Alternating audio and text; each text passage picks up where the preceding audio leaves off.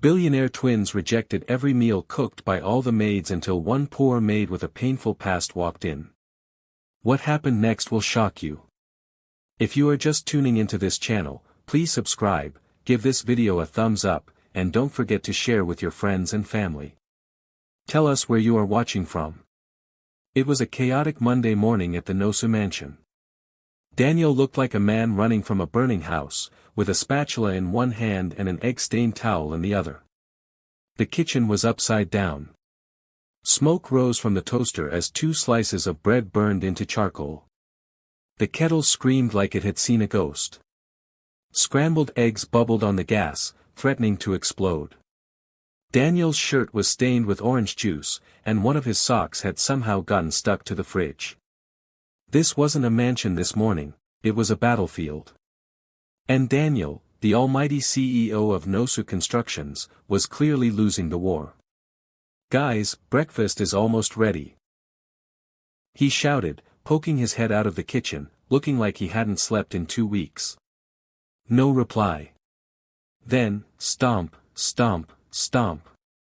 The twins' feet came thundering down the hallway, and the argument began.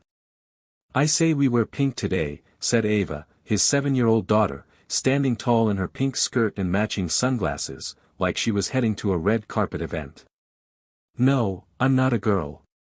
"Let's wear blue," her twin brother, Aiden, fired back, holding his blue t-shirt like a flag of justice.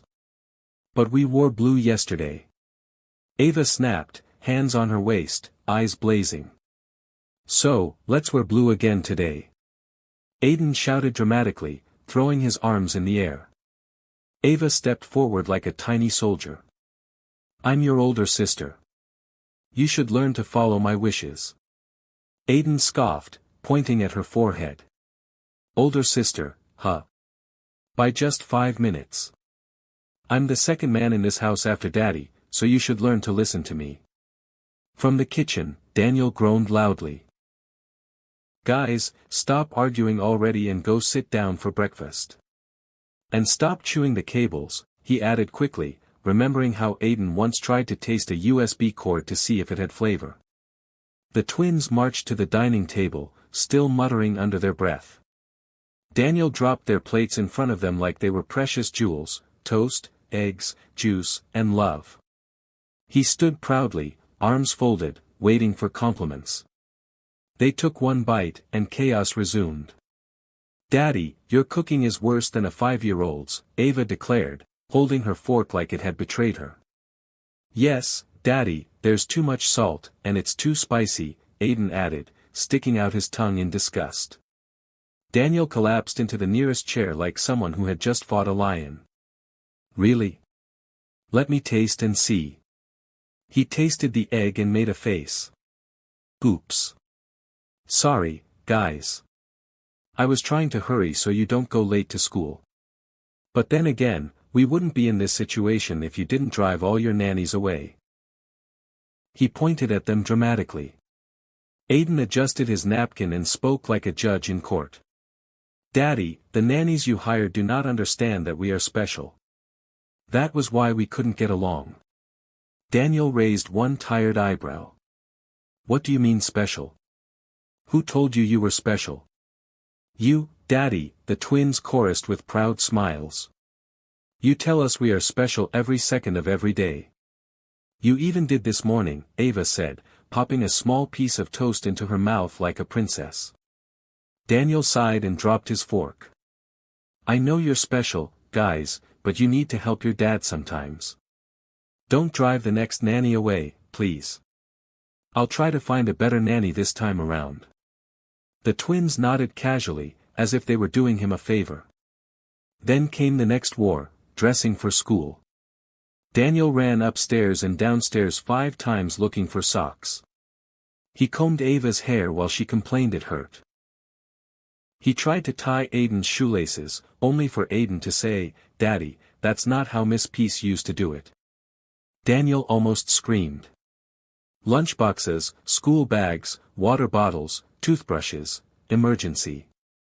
One of them spilled juice on their uniform and had to change again. By the time Daniel dropped them off at school, he looked like he had come from a construction site, not going to one. He dragged himself into his office at 9:12 a.m. and sat down like someone who had just completed a marathon. Just as he leaned back to catch his breath, his secretary, Linda, walked in with her iPad.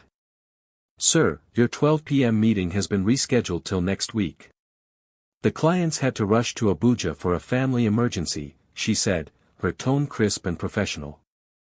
Daniel didn't even pretend to be sad. He closed his eyes and whispered, "Thank God, because I'm exhausted already to see through a meeting." Linda raised her eyebrow. "Are you okay, sir? You look like you wrestled with a tiger." Daniel opened one eye and said flatly, "Yes, I did wrestle with 2 tigers this morning." Linda snorted and laughed. "Still no nanny?" "I need a new maid," Daniel muttered, rubbing his eyes. "My kids are driving me crazy. Should I call the maids agency to send another person?" "Let's not use the agency," he said, sitting up. "I need someone grounded, someone who is good with children and can teach them manners, which they clearly lack. Get me someone very good and responsible." Linda tapped her chin thoughtfully. "Okay, boss. I think I might have someone in mind, but I don't know if she would like to take the job. Please, I'll pay any amount. I need someone to help me organize my household while I work." Linda narrowed her eyes and grinned. "Maybe it's time you got yourself a girlfriend," she teased, winking playfully. Daniel pointed at the door without smiling. "Get out. I'm still your boss, and I don't need a girlfriend. I already have my plate full at the moment." They both burst into laughter as she stepped out. Daniel leaned back in his chair, but deep down, he was wondering, is there really someone alive who could handle Ava and Aiden Nosu? Linda had already picked up her phone. Somewhere across the city, her best friend's phone was about to ring, and life was about to change forever. Across town, in a quiet compound that smelled permanently of sadness and boiled yam, Valerie lay on her bed in her wrapper, like someone who had given up on the concept of happiness. Her eyes were fixed on the ceiling, watching the tired fan spin slowly as the life she once dreamed of. Her heart was heavy, her spirit cracked. But it wasn't silence she feared, it was the words she had come to live with: unfruitful vine. Empty calabash. Useless housewife with nothing to show. What exactly are you doing in my son's house if you can't give him a child? That was her daily soundtrack. Not one day passed without her name being dragged through the mud. She lay there, not asleep, just existing, when her phone began to ring. Linda calling, her best friend, her only friend. Valerie blinked, as if waking from a long dream, and grabbed the phone. "Hello," she answered quickly. "Babe, are you still looking for a job? My boss is looking for a nanny to take care of his children and his household. The pay is massive." Valerie sat up like someone who had just been delivered. She quickly adjusted her wrapper and wiped the corners of her mouth, as if she had visitors. Yes, I'm interested in the job. Anything that will take me out of this house for fresh air." Linda laughed softly but kept her tone low and honest. "Okay, but I must warn you, those kids are baby tigers. You will need to be patient to win their trust. They lost their mother when they were young, so they haven't really accepted anybody. Deep down, they are very sensitive. Their father has employed 15 maids in the past 3 years. I hope you will last longer than a day." Valerie gave a tired chuckle. "I will try my best. I really need this job." Linda's voice dipped with concern. "How are you? Is your husband and mother-in-law still giving you trouble?" Valerie sighed, and that sigh carried years of pain. "My sister, things are now worse. They call me names every minute of the day: barren lizard, dry land, unfruitful vine, etc. Mama Martins has even moved in permanently, and she's threatening to bring in a second wife." Linda hissed loud and long. "Wicked people." Valerie continued with a broken voice. "Martins is not even helping matters. He says all I do is eat his money and not produce anything, not even a female child. So, I really need this job. Suddenly, as they were talking, a thunderous voice erupted from the living room like a local thunder god. Valerie. Valerie froze. Come and boil water for me to bathe. All you do is eat my son's money without producing a child. Linda was still on the line, but Valerie didn't speak. She just sighed again. I have to go, she whispered. She ended the call, stood up slowly, tied her wrapper tighter like battle armor, and stepped out of the bedroom into the chaos. There sat Mama Martins, arms folded, mouth ready for war. Her scarf was tied like a market warrior, and her eyes scanned Valerie like expired tomatoes. Look at you. You're lucky I let you live here. When I bring another wife, and she gets pregnant fast, I will drive you out like a goat. Valerie said nothing. What was the point? She used to be a big project manager working with the state government, a woman of status. Her shoes echoed through the corridors of power. Her emails moved files. Her signature signed dreams into reality. Then came marriage. Then came Martins. He begged, resign, baby. Let's build our home together. I earn enough for both of us. And when she hesitated, Mama Martins doubled the pressure. All these big woman jobs are the reason your womb is not settled. Leave office if you want to carry a baby. Valerie eventually obeyed because love, they said, requires sacrifice. She resigned. She stepped out of her destiny and into a disaster. Now she stood in a kitchen boiling water for the same woman who called her a disgrace with every breath. She didn't speak. She didn't shout. She lit the gas and stood beside it, staring at the flames. That evening, after the house had gone quiet and Mama Martins had finished barking at every living thing, including the lizard on the fence, Valerie sat by the window and stared into the street. The street was still. The sun was going down. Her phone was silent again, but her heart was crying for a way out. A voice inside her whispered, "Don't miss this chance." She didn't know if she could handle rich children with attitude. She didn't know if the job would be easy or if the man she was going to work for would treat her like a human being. But she knew one thing. This house was a grave, and the job might just be her lifeline. One sunny Wednesday afternoon, Valerie stood outside a towering glass building, clutching a slim file to her chest and whispering prayers under her breath. Her legs were shaking, her edges sweating. The gate alone looked like it could ask you to return to your village if your confidence wasn't intact. But Valerie wasn't here to be scared. She was here to breathe again. As she stepped into the reception, cool air hit her face. Expensive perfume, quiet hallways, security men in suits and ties, everything screamed class. She took the elevator to the top floor, staring at her reflection in the shiny door. She looked decent, clean, strong, like someone with something to prove. When she reached the office, she took a deep breath and knocked. A deep male voice called out, "Come in." Valerie entered carefully. The office was wide and luxurious, with a desk so large it could hold a family meeting. Daniel Nosu sat behind it, focused on his laptop, eyes glued to the screen. He didn't look up. "Have a seat," he said flatly. Valerie sat, her heart pounding like it was fighting for freedom. There was a pause. He kept typing. Then, without looking at her, he said, "So, I hear you are very good with children." "Yes, sir," she replied quickly, her voice a little shaky. Still typing, Daniel asked, "Good. Do you have any degree in hospitality or special care for children?" Valerie blinked. The question came like a slap. A degree for a nanny? She thought, trying not to laugh nervously. "I don't have any degree, but I have experience. I'm the first daughter in my family. I literally raised all my younger siblings, and I'm a children's Sunday school teacher in my church, so I have over 20 years of experience taking care of children." Daniel finally looked up, and for the first time, Valerie saw a flicker of amusement on his face. He closed his laptop gently. "Okay, I've heard you," he said, trying not to smile.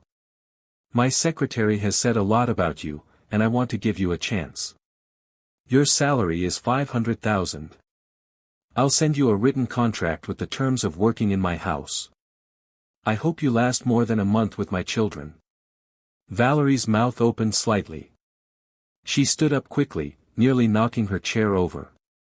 "Thank you, sir," she said, holding her file like a newborn baby. As she walked out of the office, she felt a tear slip down her cheek. This one wasn't from pain. It was from hope. That night, she rushed home to tell Martins, her husband, the good news. He was lying on the couch like a tired landlord, flipping through channels with the energy of a goat chewing gum. "Honey, I was hired today for the job I told you about last week." He didn't even look at her. His eyes stayed glued to the TV. The nanny job. "Good for you," he muttered, popping peanuts into his mouth. Then, without blinking, he added, "So you can take care of other people's children, but you can't produce your own." What an irony.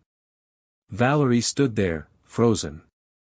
That sentence hit her so hard it echoed inside her chest. But she didn't cry. She didn't argue. She turned around, walked to the bedroom, and closed the door. That night, she didn't sleep. She ironed her clothes 3 times. She arranged her handbag like it was a first aid box.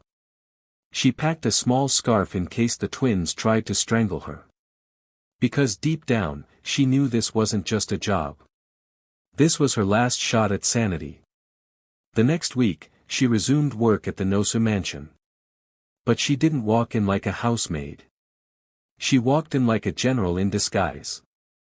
She had on her most flexible shoes, her scarf pinned tightly, and her spirit prayed up.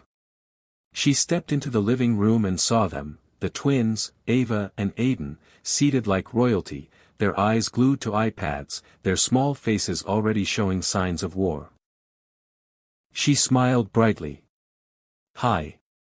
They didn't blink. She tried small talk. Nothing. Not even a, "Who are you?" When breakfast came, she nearly lost her mind. She begged. She bribed. She negotiated like she was dealing with politicians. They still misbehaved. One poured milk on the floor to feed her imaginary dog. The other hid one shoe in the fridge. Valerie was spinning. Meanwhile, upstairs behind the staircase, Daniel was watching silently. He stood with a cup of tea, shaking his head in quiet pity. "Will this one last 1 week?" he whispered to himself and walked away. By nightfall, Valerie had a headache that felt spiritual. Day 2 wasn't much better. But by day 3, she had studied them well. And on day 4, she struck. Before they got home from school, Valerie gathered all their toys, game consoles, tablets, iPads, everything, and hid them inside a blanket, zipped it up, and shoved it under their bed. When the twins came home, they went upstairs and screamed in panic. "My stuffed bunny is missing." Ava cried. "My race car is gone." Aiden shouted. They came running to the living room in full panic. "Miss, we can't find our toys. I think someone has stolen all our toys." "I can't find my stuffed bunny," Ava wailed, holding her chest like a widow. Valerie widened her eyes. "Really? You can't find your toys? Where did you leave them?" "In our room," they replied. She nodded calmly. Could it be that someone snuck in while I was asleep on the couch and stole them?" "Let's call the police," Aiden said. "Yes, let's call them to report missing toys," Ava added, eyes wide with fire. "Okay," Valerie said. She picked up her phone and quickly texted Linda to play along. Then she dialed. "Hello, officer. I'm calling to report stolen property. My twins' toys and iPad have been taken by an unknown person, and they're really upset." Can you send someone to investigate? Yes.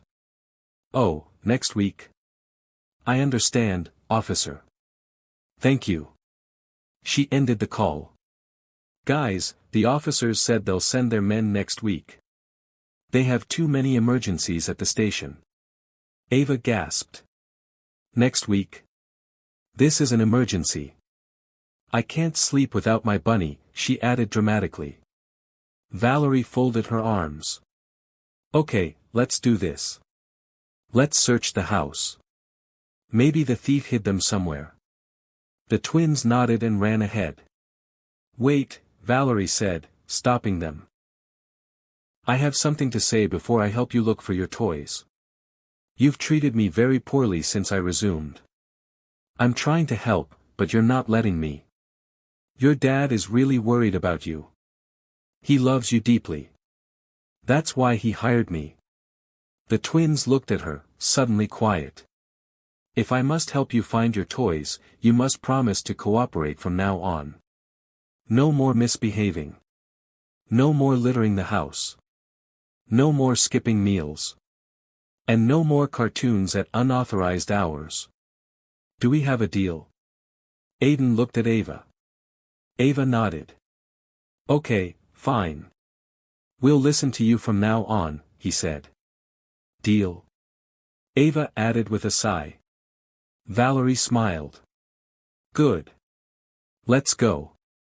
They searched the whole mansion for 2 hours, under chairs, inside wardrobes, behind curtains, even the kitchen freezer.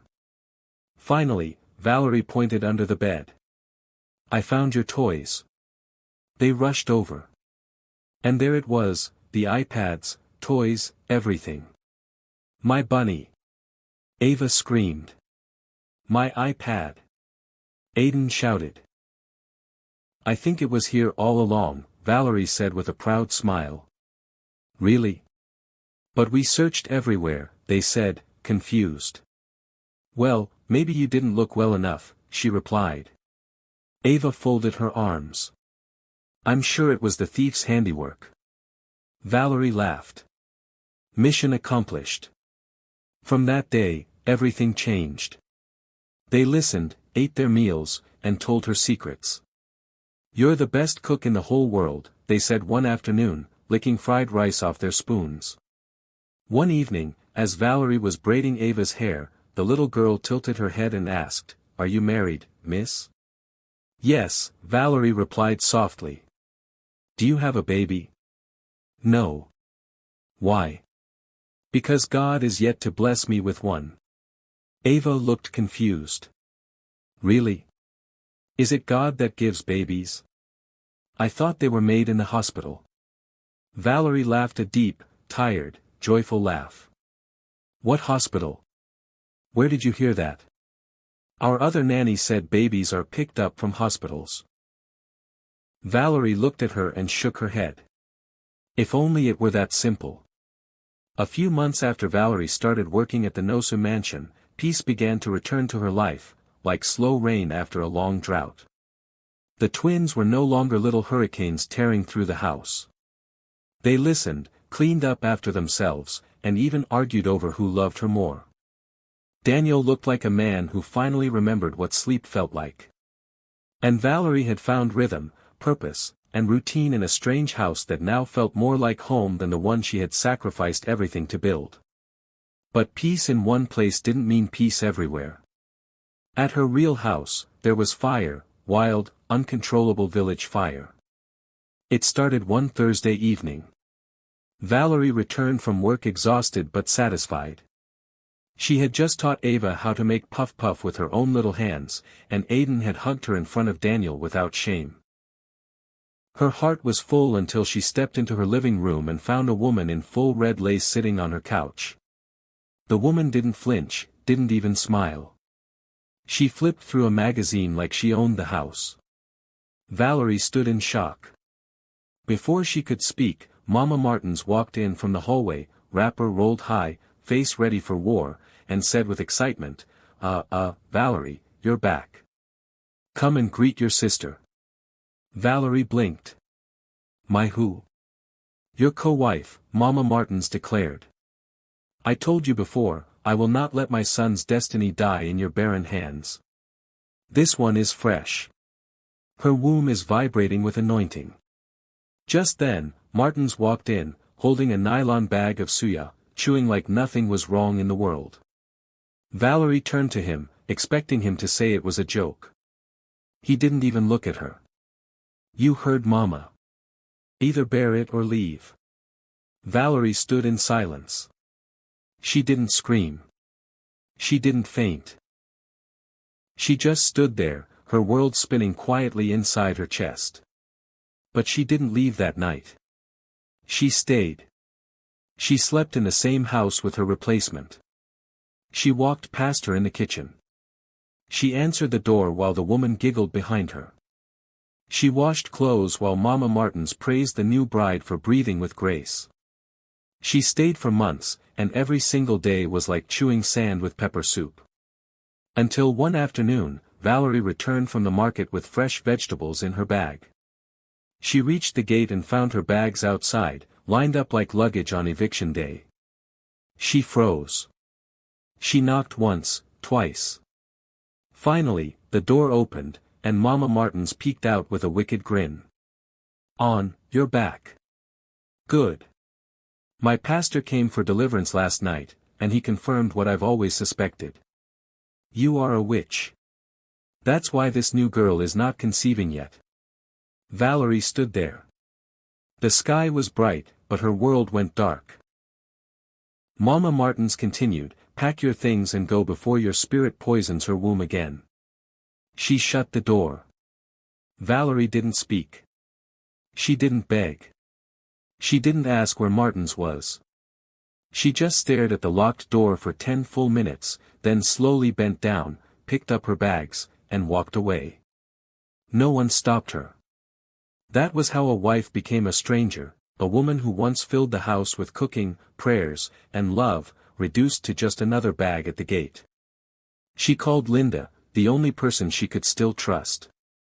When Linda opened the door and saw her standing there, dusty, sweaty, broken, she didn't say a word. She pulled her inside and hugged her tight. Sit down. Do you want tea or tears first? Valerie dropped her bag and collapsed into her best friend's arms. I gave them everything, she whispered. My name, my womb, my peace, and now I'm the witch they blame for their foolishness. Linda sighed and kissed her forehead. They will beg. God is still alive. Valerie didn't go to work the next day. Her eyes were puffy. Her hair looked confused. Her spirit absent. She texted Daniel, "Good morning, sir. I have a family emergency. I won't be able to come in today. I'm sorry." He replied within seconds, "Take your time. Let me know if you need anything." But Valerie didn't need anything. She needed to feel human again. She stayed inside Linda's house for a full week. She didn't talk, barely ate, and slept like she was training for the Olympics. Until one quiet evening, someone rang the doorbell. Linda opened the door. Daniel stood there with Ava and Aiden. The moment the twins saw her, they screamed like someone had pressed a joy button. "Miss." They ran to her and wrapped their arms around her waist like they hadn't seen her in years. "You look like a zombie, miss. Are you sick? Are you hurt? We miss you." Valerie knelt down and hugged them tight, tears rolling uncontrollably. "We are hungry," Aiden pouted. "We haven't eaten in 1 year," Ava added, blinking dramatically. "The food doesn't taste like yours," Aiden sniffled. "You're the best cook in the world," Ava said proudly. She leaned close and whispered, "Come home soon. I will drive away the boogeyman from your dreams, okay?" Valerie let out a shaky laugh and nodded. She rushed to the kitchen and made noodles with sausage and egg. The twins devoured it like they had escaped prison. Meanwhile, Daniel pulled her aside. "I heard what happened," he said softly. "I'm really sorry, Valerie. Just know that we're here for you anytime, any day." Valerie swallowed the lump in her throat. Thank you, sir. Daniel looked at her. So, what's the plan now? Is the divorce final? Where will you stay? She shrugged. I plan to get a small apartment later this week and resume work. He was quiet for a moment, then said, why don't you just move in with us? Rent-free, transport-free, free food. That way, you can save money and plan something for yourself. I'm sure you don't want to remain my children's nanny forever. Valerie shook her head immediately. I don't think that's a good idea, sir. I mean, what will people say? And my reputation as a witch and a barren lizard will not be good for you if I move in. Daniel chuckled. That's nonsense. Are they the ones carrying your pain with you? You deserve peace, Valerie. You've earned it. But no pressure. Think about it. Just then, the twins yelled from the living room, we want to sleep here tonight. No, Daniel called out. School tomorrow. Let's go. As they left, Ava looked back and blew Valerie a kiss. Valerie stood by the window, blinking fast, her heart beating differently. That night, she sat in Linda's room, staring at the ceiling. And by 11:32 p.m., she picked up her phone and typed, I'll move in tomorrow. She hit send, ready to forge ahead. This is not the end. What is the fate of Valerie? What happens to Martins and his new bride? Will Valerie survive in the Nosu mansion? Stay tuned for more drama in the Nosu mansion in the next episode. Until I bring the next episode your way, bye for now.